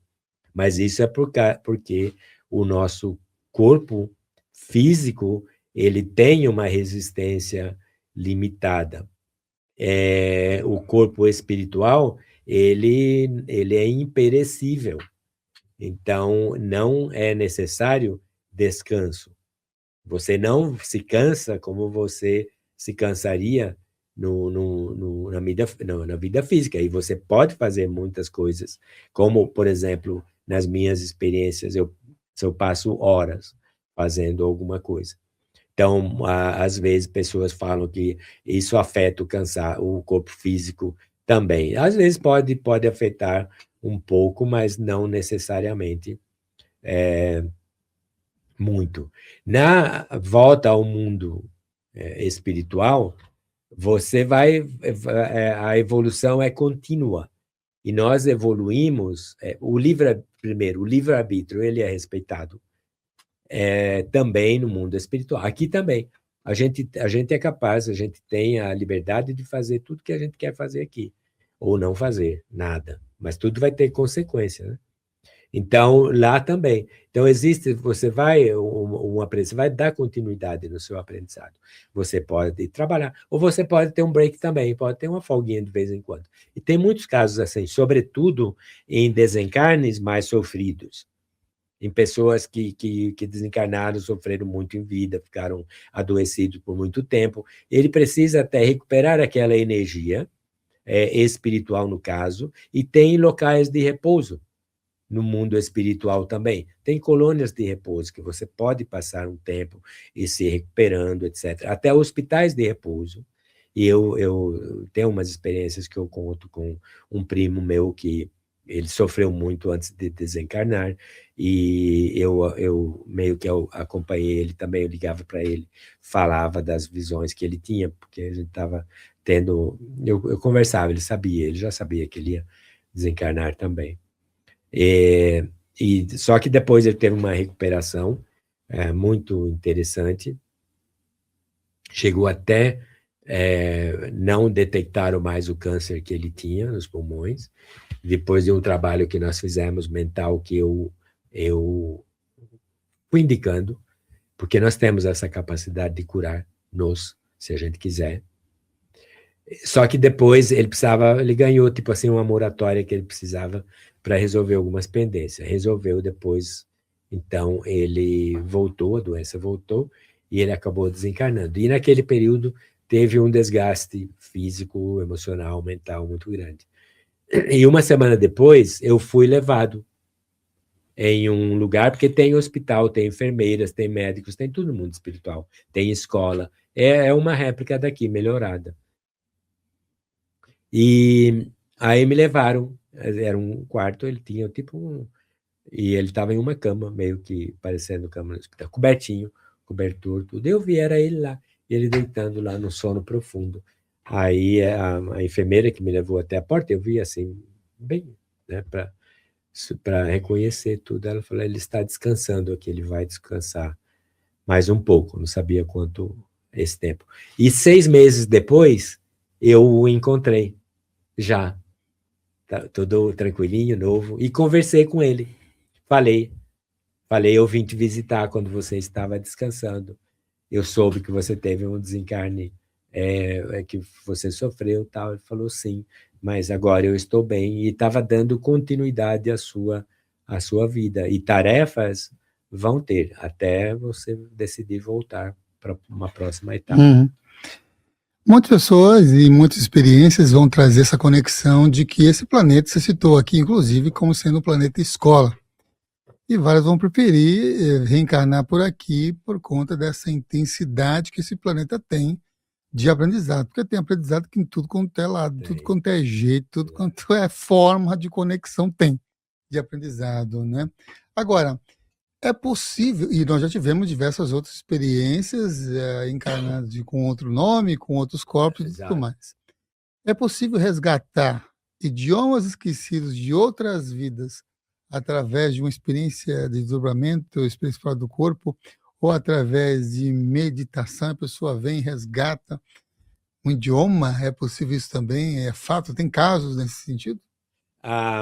Casos de talentos que a pessoa não tinha antes, inclusive de idiomas, tem experiências de quase morte, que a pessoa ela volta com certos talentos que antes ela não tinha. Então, tem bastante casos, tem alguns casos também de idioma. Inclusive, tem um caso interessante, que não é de experiência de quase morte,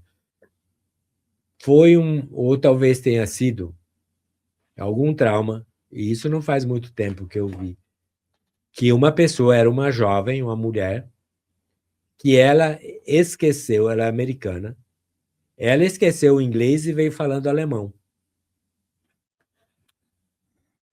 E aí como que vai explicar um negócio desse que ela não falava alemão antes? Ela vem falando alemão. E tem caso na experiência de quase morte que ele vem. Tem um caso, até um brasileiro que eu li em algum lugar, ou alguém me falou. Ele teve uma experiência de quase morte, ficou em coma um certo tempo, acho que foram dias, e ele voltou tocando violino. Primeira coisa que ele pediu, que ele quis, ele já era adulto, jovem adulto, ele queria um violino. E ele começou a tocar o violino quase que magistralmente. Aí perguntaram para ele, da experiência, falou, mas de onde veio isso? Ele falou, tem uma mulher que me ensinava, uma professora de violino que me ensinou a tocar. Enquanto o corpo dele estava em coma. E ele veio, assimilou aquele conhecimento e veio com um talento que possivelmente ele já tinha, foi só uma lembrança, como Platão disse, né? Nós não aprendemos coisas novas, nós relembramos o que já sabemos, o que já conhecemos. E outros talentos de pintura, tal. Agora, uma coisa interessante, que isso até eu conheci uma uma psiquiatra. O ano passado, em agosto, eu estive com o Raymond Moody, que fizeram na convenção da conferência da associação que estuda a experiência de quase morte, que foi fundada pelo Raymond Moody, Bruce Grayson e mais outros. E uma psiquiatra, assistiu uma palestra dela. Ela trabalha com crianças que eles chamam os savants, esses meninos e meninas prodígios. Então, ela vai entrevistar. E tinha uma menina que tinha, acho que 3 anos, que falava 5 idiomas. Que ela foi entrevistar a menina e a família. Onde que uma menina de 3, 4 anos, e tem outros também casos assim, ela vai falar? A gente já vê aqui, você vê no social media, eu não sei se era até brasileira, acho que uma menina, e vem pessoas falar com ela, chinês, e ela fala chinês, alemão, fala inglês, fala italiano, tudo, e como... Onde está esse conhecimento? Isso não, como? Eu falo 3 idiomas. Para falar inglês, eu estou nos Estados Unidos há 44 anos. Então, eu falo bem, eu acho, porque eu estudei muito, né? E eu utilizo o inglês. Mas eu precisei de todo esse tempo. Eu tive uma certa facilidade. E nós também, onde eu moro, Miami, aquela região, o espanhol é o que mais, acho que dos 3 idiomas, o espanhol é o que eu mais falo. Eu tive uma facilidade, eu já tinha uma facilidade em falar espanhol, porque os meus avós eram espanhóis. Então, eu ouvia um pouco. E nas minhas lembranças de outras vidas, eu já fui espanhol, de Andalucia, pelo menos uma delas. Então, eu já tinha essa facilidade. Então, para mim, não foi difícil. Eu tenho facilidade para o italiano, embora eu não fale ainda fluente, mas eu entendo, eu sei ler, eu leio, eu ouço. Uma que tem uma similaridade com o português, etc. Mas eu tenho uma facilidade de falar o italiano, inclusive o meu projeto é para o ano que vem, passar um ano na Itália para aprender bem. E eu sei que eu tenho essa facilidade porque eu tenho uma expressão, inclusive de falar com as minhas mãos. E a minha descendência de meus avós, também de avós e bisavós, também da Itália. Então, eu certamente tive outras vivências. Tem umas lembranças vívidas no Vaticano, inclusive uma delas, que eu estava próximo, eu trabalhava, era parte da cúria, com papas, etc. E também me lembro, tive uma experiência fantástica, quando eu era um padre, na época da colonização espanhola. Então, eu tinha uma associação com esse país e com o idioma que me facilita esse aprendizado. Uhum. Então, isso já está em nós, esse conhecimento. Mas ele não aflora aqui. Aqui só aflora o que a gente precisa para fazer esse trabalho, essa proposta reencarnatória atual. Podemos reencarnar, vou abranger aqui, hein? Em outros planetas, ou estamos fadados e presos à vibração do planeta Terra e aqui que vai reencarnar de novo com outra língua, com outro corpo, com outra experiência? É bem interessante. Bem, tudo se renova na natureza, nada é permanente, né? Então, as explorações que estão fazendo em Marte, e eles estão encontrando elementos de que já houve vida, pelo menos orgânica, em Marte. Não se sabe se tinha ser humano. E o universo, ele não se sabe, não consegue conceber quantos anos o universo tem, ou talvez tenha existido sempre. Mas, e os planetas, as estrelas, eles também todos têm vidas limitadas. Então, por exemplo, a vida na Terra, ela vai durar enquanto o Sol estiver brilhando. E o que mantém os gases, que mantém o Sol incandescente, fornecendo a luz e a energia necessária para a vida na Terra, terá um limite, talvez 2 bilhões de anos, que dizem. Então, a Terra ela vai se esfriar, como já tem muitos planetas no universo que já passaram da sua fase habitável. Então, esse aqui também vai chegar um momento que ele não será mais capaz de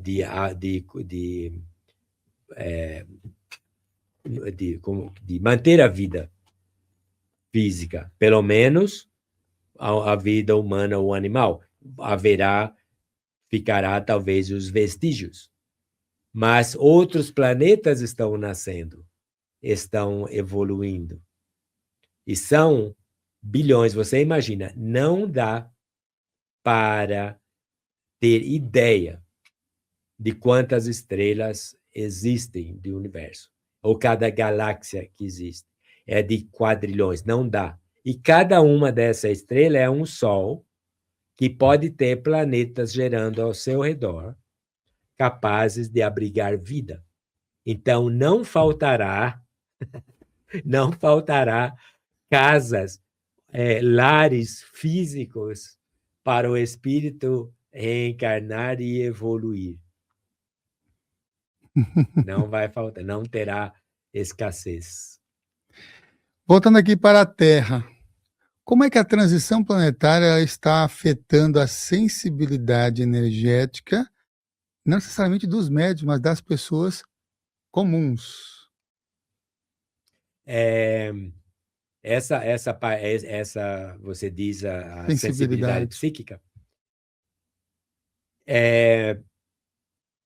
Quanto, talvez, porque funciona assim. As pessoas que têm, talvez, uma sensibilidade psíquica maior, poderíamos, talvez, associar com um desenvolvimento espiritual maior. Então, e ela é menos, talvez, menos apegada à materialidade. Então, por exemplo, um grande exemplo nosso aqui, o Chico Xavier. Então, o Chico Xavier, ele era uma pessoa praticamente totalmente espiritualizada. Então, e ele era uma pessoa muito bondosa para com todos. Então, ele tinha essa capacidade de ter uma sensibilidade maior, porque ele tinha já, talvez, segundo o espiritismo, essa parte psíquica ou mediunidade, vamos dizer assim, ela é inerente a todos os seres humanos, alguns com maior ou menor sensibilidade. Então, quanto mais desmaterializado você for, mais capaz você seria de ter essa sensibilidade psíquica. Agora, existe também, talvez na própria condição humana da transformação, da regeneração planetária, que eu tenho assim um pouco, não é o planeta que se regenera, quem regenera é o povo, é quem vive aqui, o espírito que vem aqui viver. E nós estamos, infelizmente, vendo dois grupos de espíritos vindo para cá. Esses mais sensíveis, os mais avançados. Então, a gente tem, por exemplo,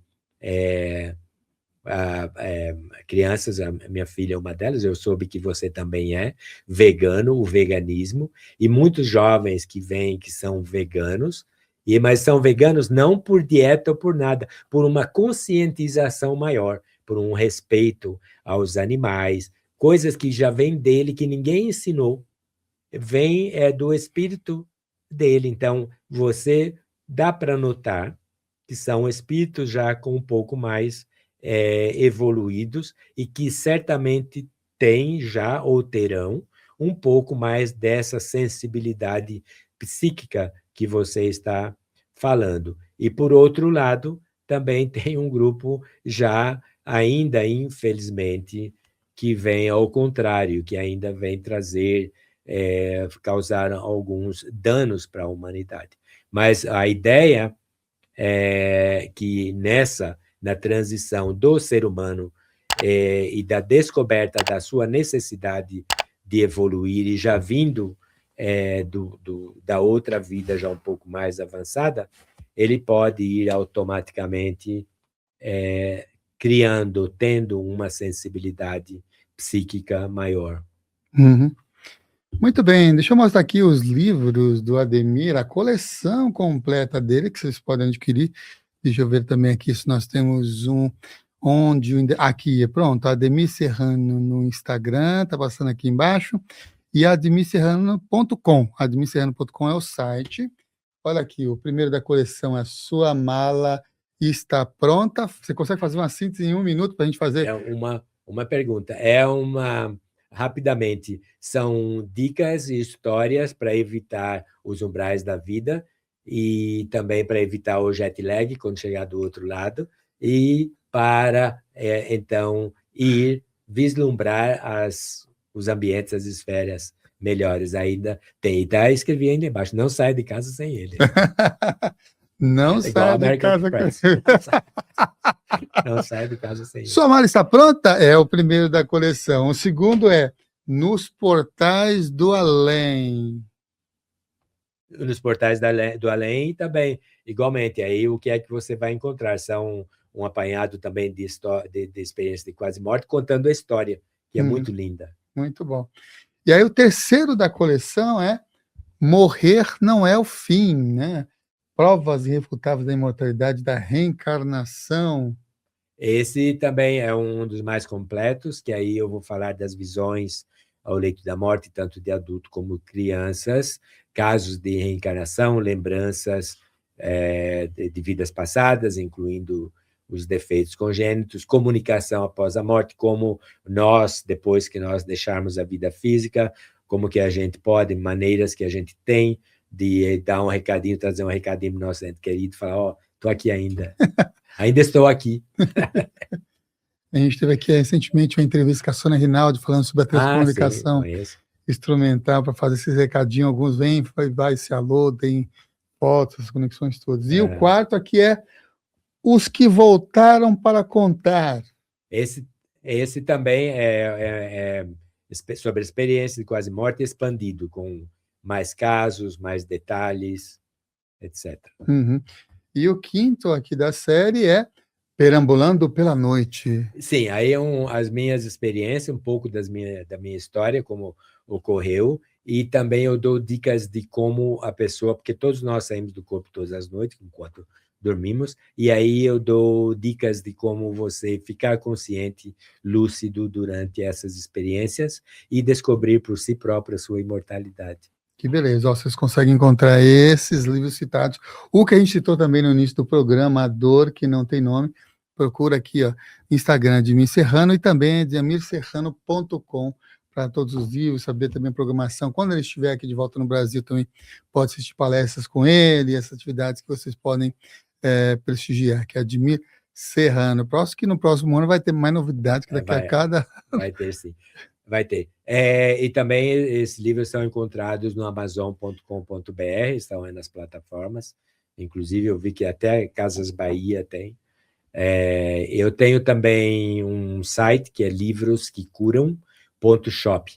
Livrosquecuram.shop. Esse é um site meu com os 6 livros. Maravilha. Por enquanto. E você dos Estados Unidos, a pessoa recebe em qualquer lugar, né? Isso, por conta da Amazon. Tem a Amazon dos Estados Unidos, tem alguns que eles podem fazer imprimir, né, lá, mas eu acho que não vai ter tanto, é mais aqui no Brasil mesmo. É mais no Brasil, em português. Mas tem em PDF ou em Kindle, e-book. Maravilha. Então, várias opções para você realmente estudar e aprofundar em nossas experiências e nesse trabalho que o Ademir Serrano tem desenvolvido e tem feito. Quero agradecer a vocês todos que nos acompanham em mais uma entrevista. Ele vai voltar, você sabe que ele vai voltar quando estiver de volta aqui no Brasil. Vamos pegar ele de novo aqui, porque é quase que... ele vem só por causa do podcast da água de coco, mas ele vem. Não, pois é, não pode faltar. Coco no queijo, maravilha. Tem até o cestinho. Vou lá vender esse para colocar aí no seu site. E agradecer a vocês que nos acompanharam aqui hoje. Aqui na descrição, além dos dados e informações do nosso convidado, tem também para você se inscrever no Clube Consciência, que é um grupo de WhatsApp, onde você recebe os avisos dos próximos programas, às vezes tem sorteios de cursos de atendimento, de livros, às vezes tem convidados que disponibilizam também livros para sorteio, que a gente realiza para você que está aí inscrito no Clube Consciência diretamente no WhatsApp. Só clicar lá, é gratuito e está antenado com as novidades. Agradecer mais uma vez aqui ao Ademir por nos avisar que quando está chegando aqui ao Brasil, para a gente já conseguir conciliar a agenda e fazer mais uma gravação aqui no Consciência Próspera, e pedir para ele deixar então a mensagem de encerramento antes de subirmos aqui a nossa vinheta. Primeiro eu quero agradecer você pela oportunidade de poder estar aqui conversando, e também a vocês todos que assistem. E meu recado é especial, ele é para as mães e os pais que perderam seus filhos. Eu não sei o título do livro, A Dor que Não Tem Nome, não teria como colocar um outro título. Eu conheço a dor da perda, mas o meu filial não consigo imaginar como é a dor de uma mãe ou de um pai que perde um filho. E nesses meus estudos e no livro eu trouxe estudos e capítulos, ideias de pesquisas, etc., que serve de companhia ou de presença para os pais que estão sofrendo. Não tem como explicar, não tem como diminuir. A dor do luto parental não tem cura. É algo que se aprende com o tempo, independente de quanto seja esse tempo, a conviver com a ausência, a conviver com a ausência e com um amor imenso de ter. E uma coisa que eu tenho certeza, que a força desse amor, a intensidade desse sofrimento por essa ausência, ela tem tudo a ver com a intensidade do amor que foi dispensada a esse filho ou essa filha que partiu. Em proporção direta. Quanto mais amor, mais dor, mais saudade. Mas se servir de alento, e eu vou lhe dizer com toda a certeza de minhas experiências pessoais e dos meus estudos, pesquisas sérias acadêmicas, da continuidade da vida. O seu filho, sua filha continuam existindo. O mesmo amor que você sente por ele ou por ela e que ela sentia por vocês, ela continua sentindo. Ela sabe quem vocês são. Ela sabe o que vocês representaram na vida dela. E ela tem esta mesma esse sentimento também junto a elas, mesmo estando em um outro plano. Mas elas têm uma consciência maior de que a vida continua para elas e continuará para vocês também. E uma coisa que eu falo, que eu tenho certeza, haverá reencontros. Gostaria, então, de desejar a vocês muita paz na sua vida e muita luz. E também que a sua jornada seja uma, no seu tempo, com o máximo de luz possível. E a vida é uma luz que não se apaga. Muito obrigado e muita paz.